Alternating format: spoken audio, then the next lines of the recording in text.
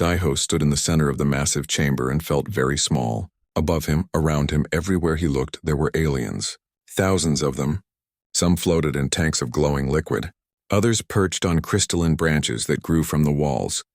A few looked almost human, but most were so strange that Daiho's mind struggled to understand what he was seeing. This was the Galactic Council, and today they would judge humanity. Daiho wore his dress uniform, the dark blue fabric pressed and perfect. On his chest hung the medals he had earned during the border wars, back when humanity's greatest enemy had been itself. That seemed like a small problem now. Now humanity faced something much bigger. Behind him sat Minji, clutching her data tablet so hard her knuckles had turned white. She was the smartest person Daiho knew, but even she looked scared. On his other side, Admiral Hyunwoo sat with his arms crossed, his face hard as stone. The old soldier had fought in 3 wars, but Daiho knew he had never faced anything like this. A sound filled the chamber. It was like music and thunder mixed together. The thousands of aliens fell silent. "Human Daiho Kim," a voice said. It seemed to come from everywhere at once. "You speak for your species?" Daiho looked up at the central platform. There sat Arbiter Velmoths, the leader of the council. It looked like a mountain of blue crystal, with light pulsing through its body like a heartbeat. No one knew how old Velmoths was. Some said it had been alive when humanity's ancestors were still living in caves. "I do," Daiho said. His voice sounded steady, which surprised him. Inside, his heart was racing. Then hear the charges against humanity. What followed was a list so long that Daiho lost count. The council accused humanity of building too many warships, of settling planets without permission, of asking too many questions about council technology, of refusing to accept proper guidance from older species. The list went on and on. Each charge felt like a punch. Daiho had known this meeting would be difficult, but he had hoped for understanding. Humanity had only known about the council for 5 years. 5 years, and in that time they had tried so hard to follow the rules. But the rules were complicated, written over thousands of years by species humanity had never heard of. "These charges are unfair," Daiho said when the list finally ended. "We're new to this. We've made mistakes, yes, but we're learning. Give us time." "Time?" Velmoth's voice sounded almost amused. "We have given you time. 5 years is generous for a species as dangerous as yours." "Dangerous?" Minji stood up, forgetting protocol. "We've started no wars since joining the council. We've threatened no one." "You threaten us by existing," another alien said. This one looked like a mass of tentacles wrapped around a glowing sphere. "Your species grows too fast. You build too quickly. You question everything. This is not the way of civilized beings." Hyunwoo stood now too. "So civilization means sitting still? Means never building anything new?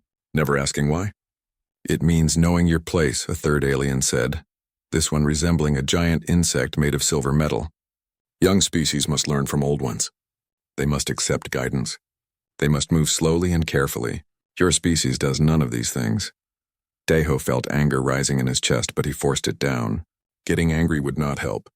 "Honored Council," he said, using the most respectful tone he could manage. "Humanity has survived ice ages, plagues, wars, and near extinction. We've done it by adapting, by building, by never giving up. This is who we are. We can't change our nature." "Then you cannot join our civilization," Velmoth said simply. The words hung in the air like a death sentence. "What are you saying?" Daiho asked, though he already knew. He had known since this meeting started, really. He had just refused to believe it. "We are saying that humanity is incompatible with galactic society," Velmoth said. "You do not fit. You will never fit. Therefore, we are removing you." "Removing us?" Minji's voice shook. "What does that mean?" A hologram appeared in the center of the chamber. It showed a map of the galaxy with billions of stars marked in soft blue light. Then a small red circle appeared around one tiny corner. Inside that circle were just a few dozen stars. "This is your space now," Velmoth said. "Your home system and 12 others nearby. 50 light-years in all directions. You may do as you wish within this zone." "And outside it?" Hyunwoo asked, though his tone said he already knew the answer. "Outside it, you are forbidden. Any human ship that crosses the boundary will be destroyed. Any human who enters council space will be arrested. All trade agreements are ended. All diplomatic channels are closed. You will have no contact with any council species. This is our judgment." Daiho felt the floor tilt beneath him. 50 light-years. 12 star systems. For all of humanity. Forever. You're putting us in a prison, he said. We are giving you a home, Velmoth's corrected. Be grateful. Some on the council wanted you eliminated entirely. I argued for mercy. This is mercy, Minji said. She was crying now, tears running down her face. Locking us away from the entire galaxy. You are dangerous, Velmoth said, and for the first time Daiho heard something like emotion in its voice. Not because you are evil, not because you are cruel, but because you do not think like we do. You take risks. You change things. You refuse to accept the way things are. In time, you would destabilize everything we have built. We cannot allow that. So you're afraid of us, Hyunwoo said. It wasn't a question. Velmoth's didn't answer directly. Instead, it said, quantum barriers will be erected around your zone within 1 month. After that, any ship attempting to cross will trigger an automatic defense system. I suggest you recall all your vessels currently in council space. This council is concluded. The chamber began to empty. Thousands of aliens filed out, floating, walking, crawling, flying. Within minutes, only the 3 humans remained, standing alone in the vast empty space. What do we do now? Minji asked quietly. Daiho looked at the hologram still floating in the air. That tiny red circle, their entire future compressed into such a small space. Then he looked at his companions. Minji, brilliant and kind. Hyunwoo, tough and loyal. Behind them, back on Earth, were billions more like them. Humans. His people. We go home, Daiho said finally. We tell them what happened. And then we survive. Because that's what humans do. We survive. Hyunwoo nodded slowly. And after we survive? Daiho looked back at the hologram one more time. Had all that blue space, all that galaxy denied to them. After we survive, he said, we show them they were wrong to fear us. Or we show them they were right. Which one it would be, he didn't know yet. But he knew humanity would not simply fade away quietly. They were alone again, cast out by those who thought themselves superior. But humanity had been alone before. They had been underdogs before. They had faced impossible odds before. And they were still here. As they left the chamber and headed back to their small ship, none of them spoke. But all 3 were thinking the same thing. The council thought they were protecting the galaxy by caging humanity. They thought 50 light-years would be enough space to contain human ambition and drive. They were about to learn how wrong they were. 150 years had passed since the council cast humanity out. The story of that day lived on in every human child's education. They learned about Daiho standing alone before thousands of aliens. They learned about the red circle on the map, their cage. They learned the most important lesson of all. The galaxy had rejected them, so they would have to build their own future. Jiwon stood at the window of her office and looked out at Earth. From this height, she could see the curve of the planet, the blue oceans, the white clouds. Beautiful. But also just one world among billions that humanity could never reach. She was 31 years old, the youngest president Earth had ever elected. People said she had fire in her blood, that she spoke the anger every human felt when they thought about the council. Maybe they were right.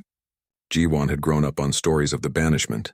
She had never known a galaxy that welcomed humans. She only knew the cage, Madam President. A voice called from behind her. Jiwon turned. Tae-young stood in the doorway, looking nervous. The engineer was tall and thin, always covered in grease stains no matter how formal the occasion. Today was no exception. Come in, Tae-young, Jiwon said, smiling despite her dark thoughts. Tell me you have good news. I do, Tae-young said, stepping inside and pulling out a tablet. The new drive system works. We tested it yesterday on a drone ship. It reached 15% faster than anything we've built before. Good. But not good enough to break through the barriers. No, Tae-young admitted. The quantum barriers they're incredibly advanced. Even after 150 years, we still don't fully understand how they work.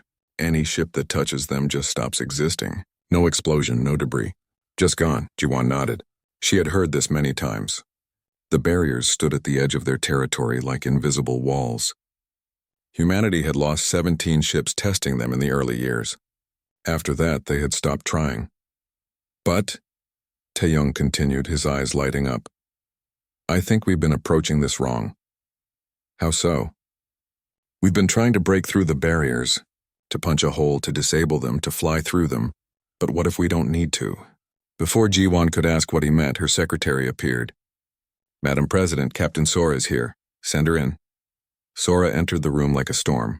She was short but powerful, with close-cropped hair and eyes that had seen the darkest depths of space. As commander of the Deep Space Exploration Corps, she had mapped every centimeter of humanity's 12 systems and pushed against the barriers in every direction. You called for me? Sora asked. Taeyong has a theory, Jiwon said. I want you to hear it. Taeyong pulled up a hologram showing their territory. The red sphere that contained all of humanity's space, around it the blue glow of the quantum barriers. The barriers form a sphere around us, Taeyong said. But look at this. He zoomed out, showing the galaxy from the side. The barriers formed a wall around the 12 human systems, but those systems were all on roughly the same plane as the galactic disk. The barriers extend out in a sphere, Taeyong continued, but only along the galactic plane. What if they don't extend above or below? Sora leaned forward, her eyes widening. You want to fly out through the galactic north? Or south? Either way, the barriers might not exist there. That's a huge assumption, Sora said. It is, Taeyong agreed. But think about it. The Council built these barriers to keep us away from their space. All of their territory is on the galactic plane. Why would they waste energy extending the barriers above and below, where there's nothing but empty space? Jiwon felt her heartbeat quicken. Could it be this simple? What's above the galactic plane? Unknown, Sora said. The Council never explored there. Their maps show nothing but empty space for thousands of light years. Empty space might have planets, Jiwon said slowly. Stars, resources. And no Council ships to stop us, Taeyong added. The three of them looked at each other. This was dangerous. If Taeyong was wrong, they would lose a ship and crew. But if he was right, I'll go, Sora said immediately. Give me a ship and a volunteer crew. We'll find out if this works. No, Jiwon said. Not yet. First we send drones. Lots of them. We test this thoroughly. But if the drones make it through... She smiled, and it was not a gentle expression. Then we show the Council what happens when you put humans in a cage. 3 months later, the first drone passed through the galactic north without touching any barriers. It simply flew up and out, leaving the cage behind. More drones followed. All successful. Then Sora took a ship called the Pioneer and a crew of 50 volunteers. They flew straight up from the galactic plane, their hearts pounding as they approached where the barriers should be, the spot where 17 ships had vanished 150 years ago. Nothing happened. They flew through empty space and kept going. Sora's report back to Earth was 5 words long. The cage has no roof. The news spread through human space like fire. Within a year, colony ships were being built. Within 5 years, the first new human settlement was established on a planet 2,000 light-years above the galactic plane. They named it New Hope. But something else happened during those early expeditions. Something that changed everything. Minho was a historian assigned to the 5th Colony Fleet. His job was to document everything they found. When the fleet detected strange structures on a barren moon orbiting a dead star, Minho insisted they investigate. What they found were ruins. Massive buildings made from materials humanity had never seen before. Everything was ancient, covered in dust, clearly abandoned for thousands of years. But the ruins held secrets. Minho spent months exploring the structures, using translation software to decode the writings on the walls. What he discovered made his blood run cold. They were called the Cathari, Minho said over a video call to Earth. His face on the screen looked tired and scared. According to these records, they were a spacefaring species about 8,000 years ago. They had faster-than-light travel. They had settled 50 star systems. What happened to them? Jiwon asked from her office on Earth. The Council happened, Minho said quietly. The records are incomplete, but the story is clear enough. The Cathari were expanding too fast. They were too aggressive, too curious, too willing to take risks. Sound familiar? Jiwon felt ice in her stomach. Go on. The Council judged them incompatible with galactic civilization. They were banished to a restricted zone. And then, Minho paused, and then the Council decided the Cathari were too dangerous to leave alive. They exterminated them, every world, every ship, every single member of the species. Gone. The screen went silent as everyone absorbed this information. We're not the first, Sora said, her voice hard. She was in the room with Jiwon. They've done this before. They'll do it again. How long? Jiwan asked Minho. How long between the Cathari's banishment and their extermination? Minho looked at his notes. The records suggest about 500 years. We're at 150, Taeyong said quietly. Jiwan stood and walked to her window again. Below, Earth continued its peaceful rotation. But it was not peace, she realized. It was just the quiet before the storm. Change of plans, she said, turning back to the others. We're not just exploring anymore. We're not just surviving. We're building an empire, a real one. Because in 350 years, maybe sooner, the Council is going to come for us just like they came for the Cathari. And when they do, we need to be ready. Ready how? Sora asked. Jiwan smiled, but there was no humor in it. The Cathari had 50 systems when the Council destroyed them. We're going to have 5,000. We're going to be so big, so strong, so advanced that the Council can't destroy us. And we're going to do it all outside their cage where they can't see us coming. In the years that followed, humanity exploded outward through the galactic north and south. They found worlds rich and beautiful. They found resources beyond imagination. They found space, endless space to grow and build. And they found other species, primitive ones, species that had never left their planets. Species the Council had never contacted because they were outside the civilized parts of the galaxy. Humanity could have conquered these species, could have enslaved them, but they remembered being judged and cast out. They remembered how it felt to be called dangerous and unworthy, so instead they offered partnership. They shared technology, shared knowledge, helped these species reach the stars, and in return, these species joined humanity's growing alliance. The Council thought they had caged humanity in 12 systems. They had no idea that above and below their ancient empire, humanity was building something new. Something bigger, something that would change the galaxy forever. 300 years had passed since the Council's judgment. The Cathari had been dead for 8,000 years, but their warning lived on. Humanity had not forgotten that lesson. They never would. Junho stood on the bridge of his flagship, the Defiant, and watched a new world come into view. It was the 800th system humanity had claimed in the space above and below the galactic plane. 800 systems. Hundreds of billions of humans. And the Council still thought humanity was locked in their cage of 12 systems. Sir, we're receiving a signal from the surface, his communications officer said. It's the Calthera. They want to talk, Junho smiled. The Calthera were one of 47 species that humanity had encountered in their expansion. Each first contact had been carefully handled, always with respect, always with patience. Humanity remembered how the Council had treated them. They chose to be different. Put them through, Junho said. A face appeared on the screen. The Calthera looked like a cross between a lizard and a bird, with scaled skin and bright, intelligent eyes. This one was named Kresh, the leader of his people. Fleet Marshal Junho, Kresh said, his translator turning his hissing speech into something humans could understand. We have made our decision. I'm listening, Junho said calmly, though his heart raced. This decision mattered more than Kresh knew. For 2,000 years, my people have served the Council as soldiers, Kresh said. We fight their wars. We die in their battles. And in return, they give us scraps. Old technology. Harsh words. No respect, his eyes narrowed. You offer us something different. Partnership. Equality. Technology we can use to feed our people. To heal our sick. To reach the stars as equals, not servants. That's correct, Junho said. Why? Kresh asked suddenly. Why do you help us? What do humans gain? It was a fair question. Hunyo had been asked it before by other species. We gain friends, he said simply. We gain allies. We gain people who will stand beside us, not beneath us. The Council rules through fear and control. We want to build something better. Kresh was quiet for a moment. Then he said, My people accept your offer. We will join your alliance. But know this, humans are taking a great risk. The Council will learn of this eventually. When they do, they will come for you with all their power. Let them come, Junho said. By the time they find out about us, we'll be ready. After the transmission ended, Junho's second officer, Yunji, approached. She was young but brilliant, one of humanity's best diplomats. That's 47 species now, she said. 47 groups of people who were ignored or enslaved by the Council. All of them joining us, and the Council still doesn't know, Junho said. Amazing, isn't it? They've ruled the galaxy for thousands of years, and they can't see what's happening right under their noses.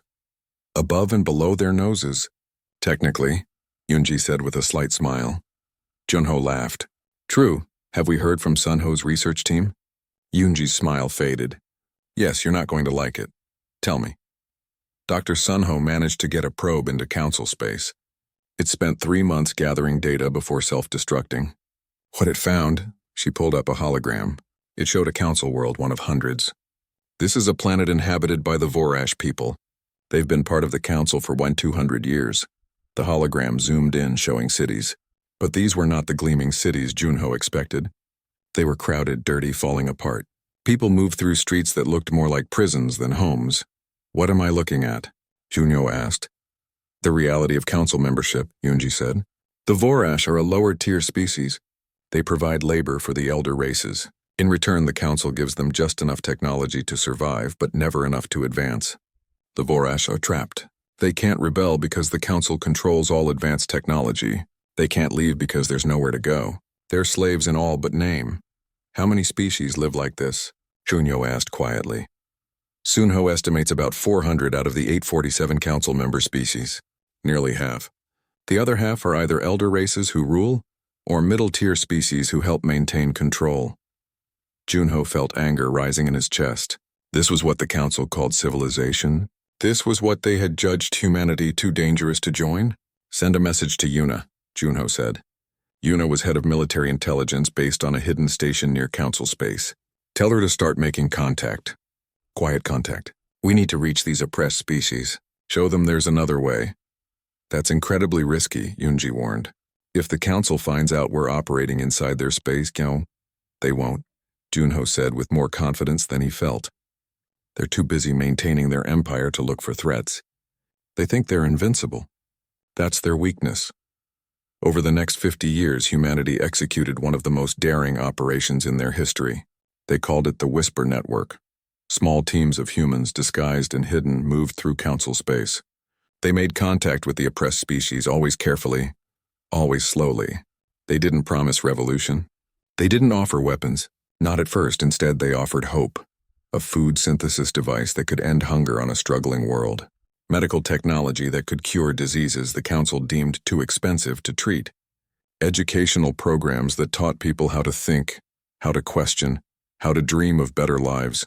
And always quietly they whispered, "You don't have to live like this. There's another way." The Council never noticed. They were too large, too comfortable, too certain of their power. When a lower-tier species suddenly had fewer people dying of preventable diseases, the Council didn't investigate. When rebellion stirred in the hearts of the oppressed, the elder races didn't see it. They were blind to everything except their own comfort. Yuna sat in her office on the hidden station and reviewed the latest reports. The Whisper Network had grown beyond anything she had imagined. 89 Council species were now secretly allied with humanity. 89 groups of people ready to stand up, waiting for the signal. Her assistant, Bora, entered with more data. "The supply lines are solid," Bora said. "We're moving equipment, people, and information through 17 different routes. The Council hasn't detected any of them." "What about the stealth technology?" Yuna asked. "Are our ships still invisible to their sensors?" "Completely. We've passed within a light hour of Council patrol vessels multiple times. They never saw us," Bora paused. "It's strange, isn't it? They're using the same sensor technology they had 500 years ago. They haven't improved at all." "Why would they?" Yuna said. "When you're at the top, you stop climbing. You stop innovating. You just maintain what you have. That's the Council's greatest weakness. They've been in power so long they forgot how to adapt. And humanity?" Yuna smiled. "We've never stopped adapting. We spent 450 years in isolation, forced to innovate or die. Every piece of technology we have, we built ourselves. Every ship, every weapon, every system. The Council thinks technology comes from age and tradition. We know it comes from necessity and determination." "Do you think we're ready?" Bora asked quietly. "If it comes to war?" "I think we're as ready as we'll ever be," Yuna said. "We have more ships than the Council realizes. Better technology. And most importantly, we have something they lost long ago." "What's that?" "The will to fight for something that matters." But even as humanity grew stronger, even as their secret empire spread across the galaxy above and below Council space, a new threat emerged.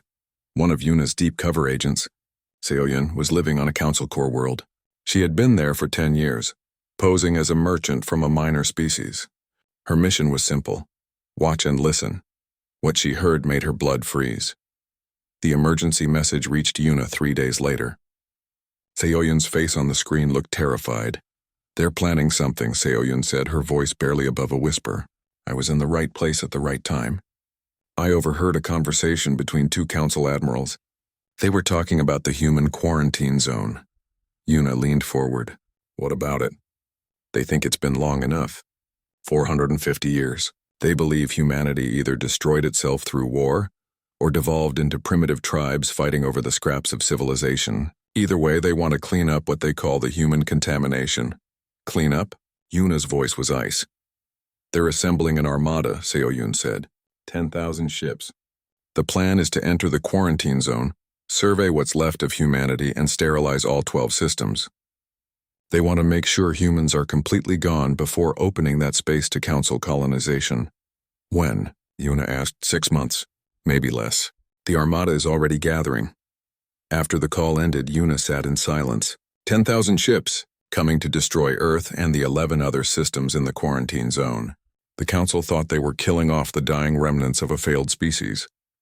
They had no idea they were about to wake a sleeping giant. Yuna sent immediate messages to every human commander, every allied species, every agent in the Whisper network. 4 words: the time has come. The message from Yuna spread through human space like lightning through a storm cloud. After 450 years of building in secret, after generations of careful planning, the moment had finally arrived. The council was coming, and humanity had to decide how to respond. Hanil sat in a secure bunker deep beneath Earth's surface, surrounded by holographic displays showing data from across human space. As director of the Shadow Diplomatic Corps, she had spent 20 years coordinating the Whisper network. Now all that work would be tested. "Status report," she said to the room full of officers around her. "All allied species have been notified," one officer reported. 89 species, scattered across council space. They're ready to act on your signal." "Supply caches?" Hanul asked. "In place. We've positioned weapons, ships, and supplies on 200 worlds throughout council territory. All hidden, all ready to deploy." Hanul nodded. It had taken decades to move all that material into position without being detected. Now it would finally serve its purpose.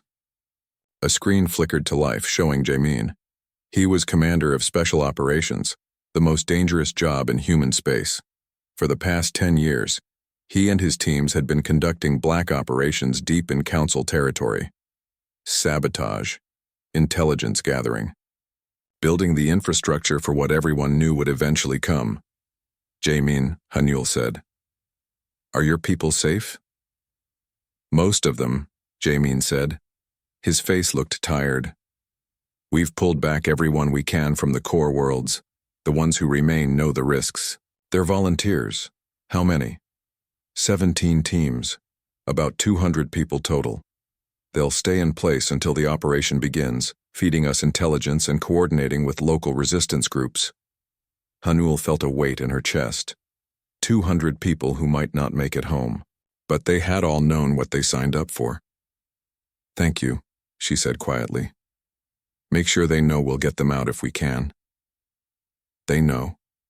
Jamin paused. "Director, I need to ask. Are we really doing this? Once we start, there's no going back. The council will know we exist. They'll know we've been lying to them for 450 years. This means war." "The war started 450 years ago," Hanul said. "When they locked us in a cage. When they planned to exterminate us like they did the Ketheri. We're not starting anything, we're finishing it." On the other side of human space, in a station orbiting a massive shipyard, Bora stood before a holographic display showing the council's armada. 10,000 ships, all moving toward the quarantine zone. The fleet was enormous, impressive, terrifying, and completely obsolete. "They're using the same ship designs they had 300 years ago," Bora's tactical analyst said. "Same weapons, same armor, same everything. They haven't innovated at all." "Why would they?" Bora said. "They haven't fought a real war in 2,000 years. They've had no reason to improve." That's going to be a nasty surprise for them. Bora smiled grimly. She was humanity's representative to the Secret Alliance, the organization that connected all 89 rebellious species. For years she had been building relationships, earning trust, and preparing for this moment. Send the message, Bora said. All allied species, all resistance groups, all hidden cells. Tell them, when the Council's armada enters the quarantine zone, we strike. Strike where? The analyst asked. Everywhere. We hit supply depots, communication hubs, and military bases. We show the Council that while they were focused on one small cage, we built an empire right under their noses. We show them they've already lost, they just don't know it yet.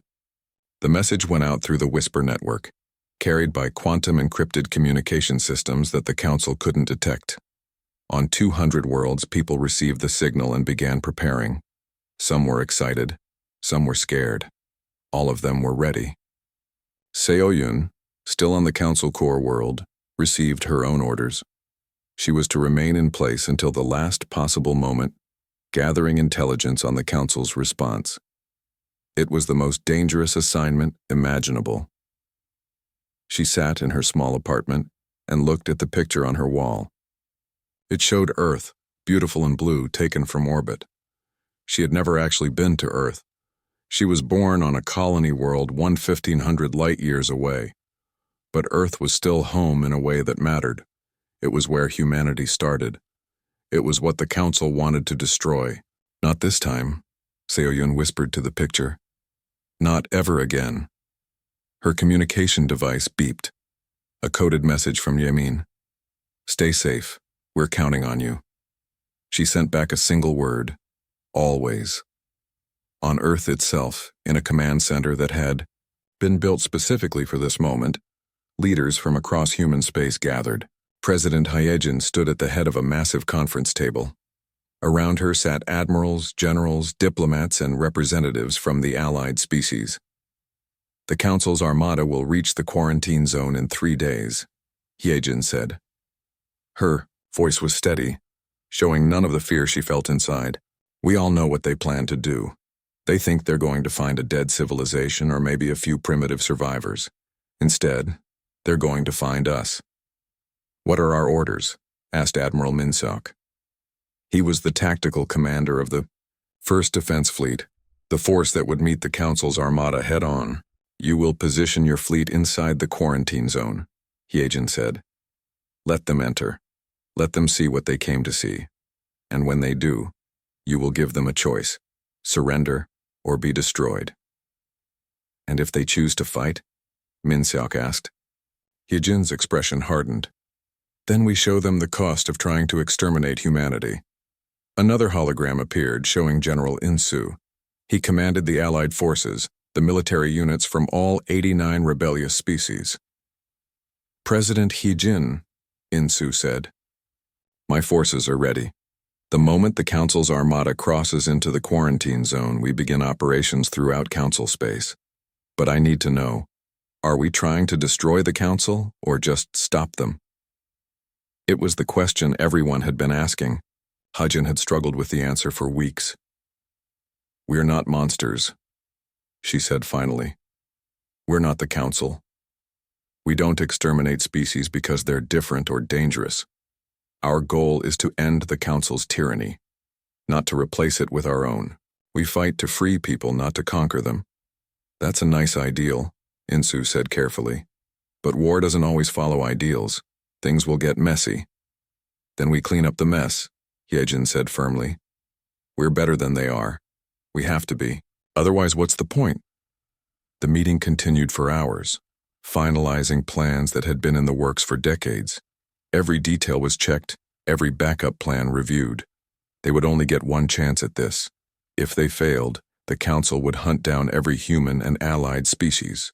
The extermination would be absolute, but if they succeeded, what happens after? Someone asked. If we win, what comes next? Hyejin looked around the table. These were people from dozens of different species, different cultures, different worlds. But they all shared something, the desire to be free. After we build something new, Hyejin said. Not an empire like the Council, not a tyranny, a real alliance. where every species has a voice, where no one is enslaved or oppressed, where the strong protect the weak instead of exploiting them. Can that even exist? Asked one of the alien representatives, a being that looked like a living cloud of gas. Every civilization in history has had rulers and ruled. Then we'll be the first to do it differently, Hyejin said. Or we'll die trying. As the meeting ended and everyone returned to their posts, Hyejin stood alone in the command center. Through the windows she could see Earth turning slowly below. Somewhere down there was the memorial to Daiho, the man who had stood before the council 450 years ago and heard humanity's sentence. We kept going, Hyejin said softly to his memory. Just like you said we would. We survived, and now we're going to show them what survivors can do. 3 days later, the council's armada dropped out of faster-than-light travel at the edge of the quarantine zone. 10,000 ships gleaming and proud, carrying the might of an empire that had ruled for thousands of years. They advanced toward Earth, sensors scanning for signs of life. They expected ruins. They expected silence. Instead, they found a fortress. Earth was surrounded by defensive platforms, shipyards, and thousands of military vessels. The barren planets in the system had been transformed into industrial centers. Space was crowded with stations, satellites, and weapons, and waiting for them in perfect formation was Admiral Minseok's first defense fleet. 5,000 human warships, each one more advanced than anything the Council had built in centuries. The Council fleet stopped, confusion evident in their sudden halt. Then a message was broadcast on all channels. It was Hyejin's voice, calm and clear. This is President Hyejin of the United Human Federation. You came here to exterminate us. You thought we were weak, dying, or dead. You were wrong. Humanity has not only survived, we have thrived. We have built an empire that spans 800 star systems. We have allied with species you ignored or enslaved, and we have been waiting for this moment. There was a pause. Then Hyejin continued. You have 1 hour to surrender. After that, we will show you what happens when you try to cage humanity. The choice is yours. On the Council's flagship, Arbiter, Velmoths, ancient and powerful, looked at the fleet surrounding them. Looked at Earth alive and defiant, and for the first time in its very long life felt something like fear. The hour began to count down. The hour passed in silence. 10,000 Council ships sat frozen in space, surrounded by 5,000 human vessels. Inside the Council flagship, Arbiter Velmoths struggled to understand what was happening. This was impossible. Humanity should be dead, or nearly so. Instead, they were here, powerful and organized. How? Velmoths asked its advisors. How did we not know? No one had an answer. The Council's intelligence network, vast and ancient, had completely missed humanity's growth. They had been so certain that the quantum barriers would contain humanity that they had never looked outside them. They had never considered that humanity might simply go around. Send a response, Velmoths ordered finally. Tell them we will not surrender to a species of children. Tell them the Council does not negotiate with the Banished. The communication officer hesitated. Sir, our sensors are detecting something. Multiple ships are appearing around our fleet. How many? Velmoths asked. Hundreds. No, thousands. They're decloaking from stealth systems we can't detect. Sir, we're surrounded by at least 300,000 vessels. The number hung in the air like a death sentence. The Council had brought 10,000 ships, confident it would be more than enough. They were outnumbered 30 to 1. On Earth, Admiral Minseok watched the Council fleet react to the reveal. Human ships had jumped in from the galactic north and south, from hidden positions in space, from everywhere at once. The Council was trapped. Still no surrender? Minseok asked his communication officer. No, sir. They're powering up weapons. Minseok sighed. He had hoped it wouldn't come to this. All ships, weapons free. Disable their vessels but avoid unnecessary casualties. We're not here to massacre them. We're here to show them they've lost. The battle lasted 11 minutes. Council ships, designed centuries ago and never updated, were hopelessly outmatched. Human weapons tore through their shields like paper. Human ships moved with a speed and precision that Council vessels couldn't match. Within minutes, half the Council fleet was disabled, drifting in space with their engines and weapons destroyed. The other half tried to run. They didn't make it. Human ships intercepted them easily, cutting off every escape route. One by one, the Council vessels were disabled and boarded, but the real battle wasn't happening in the quarantine zone. The real battle was happening across Council space. The moment the Council fleet entered the quarantine zone, the Whisper network activated. On 200 worlds, rebellions began. Species that had been oppressed for centuries rose up, using weapons and equipment humanity had secretly provided. They struck at military bases, government centers, and communication hubs. The Council, focused entirely on their armada in human space, was caught completely off guard. They had ruled for so long without challenge that they had no plans for widespread rebellion. Their military was spread thin, designed to intimidate rather than fight. When faced with actual resistance, it crumbled. Seo Yun, still on the Council core world, watched it happen from her apartment window. Below in the streets, the Vorash people were marching, thousands of them carrying signs demanding freedom.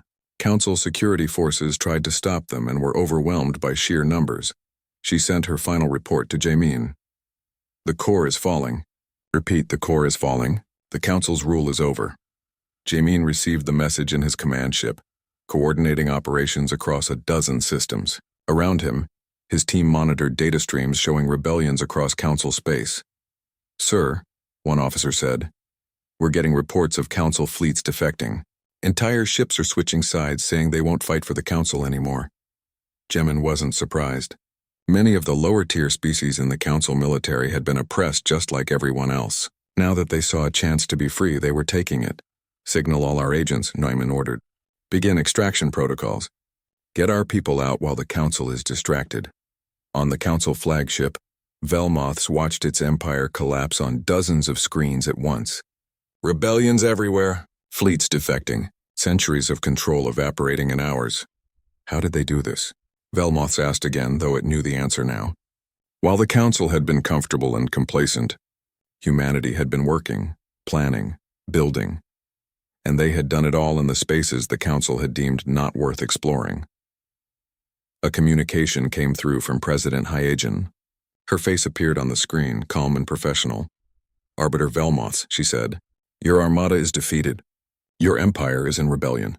You have lost. I'm offering you one more chance to surrender. Not to us, but to the idea of a better galaxy. You want to rule in our place," Velmoth said bitterly. "You want to build your own empire." "No," Hyegen said firmly. "We want something you never understood. We want freedom, not just for humans, but for everyone. Every species deserves the right to determine their own future." The Council forgot that. "You became tyrants who claimed to bring order but only brought oppression. And you think you can do better?" Velmoths asked. "We're going to try," Hyegen said. "Right now we're sending invitations across the galaxy. Every species, including yours, is invited to join a new alliance. One where everyone has a voice, where no one is enslaved, where the strong don't rule the weak, they protect them. It won't be perfect. We'll make mistakes, but it will be better than what you built." Velmoths looked around at its advisors, at the crew of its ship. They all looked defeated, lost. The Council had existed for thousands of years. It had seemed eternal, and it had fallen in a single day. "I surrender," Velmoth said quietly. The formal surrender came hours later. Council fleets across the galaxy stood down. The elder races, those ancient species who had ruled for so long, retreated to their home worlds. Some were angry. Some were relieved. All of them understood that their age was over. In the weeks that followed, humanity organized what they called the Galactic Convention. They sent invitations to every species in the galaxy, asking them to come to a neutral location to discuss the future.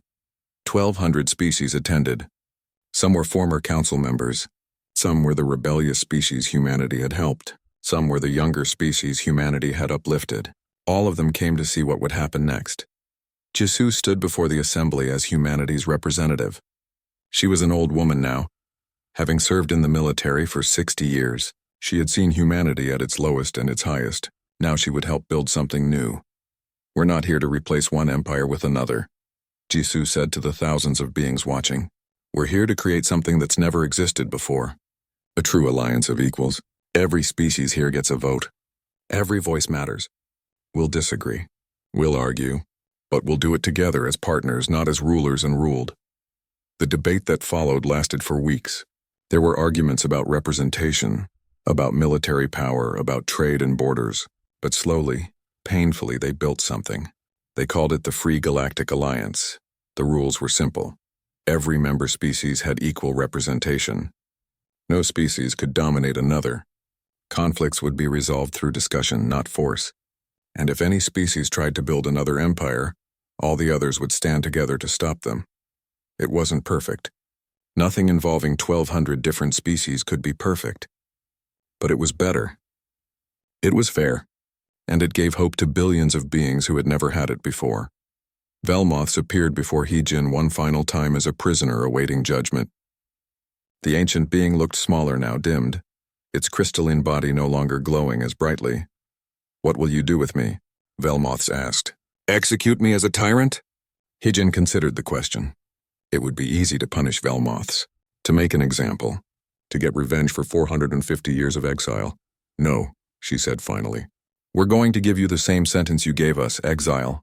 You'll be taken to a distant system, given what you need to survive, and left alone. Maybe in isolation you'll learn what the Council should have learned long ago." "And what's that?" Velmoths asked. "That being different isn't dangerous," Heejin said. "That change isn't something to fear. That the future belongs to those willing to grow, not those clinging to the past." Velmoths was taken away, sent to a small system at the edge of the galaxy, alone the way humanity had been alone. But unlike humanity, Velmoths was truly alone. No allies, no hope of growth. Just time to think about the empire it had lost. Years later, on a new exploration vessel called the Pioneer's Legacy, a young ensign stood on the bridge looking at a star map. Her name was Nari, and she was the great-great-great-granddaughter of Commander Deho, the man who had stood before the Council so long ago. Around her was a crew of 30 different species. Humans, Kelthera, Vorash, and dozens of others. They were heading beyond the galactic rim, into unexplored space, seeking new worlds and new civilizations. Commander Nari, her science officer, said, "We're detecting a signal ahead. It might be another species," Nari smiled. "Another first contact. Another chance to do things right." "Take us in slowly," she ordered. "And remember, we're not here to judge or conquer. We're here to meet neighbors." As the ship moved forward into unknown space, Nari thought about her ancestor, about Deho standing alone in that council chamber, hearing humanity's sentence. He had promised they would survive. They had done more than survive. They had built something better than anything that came before.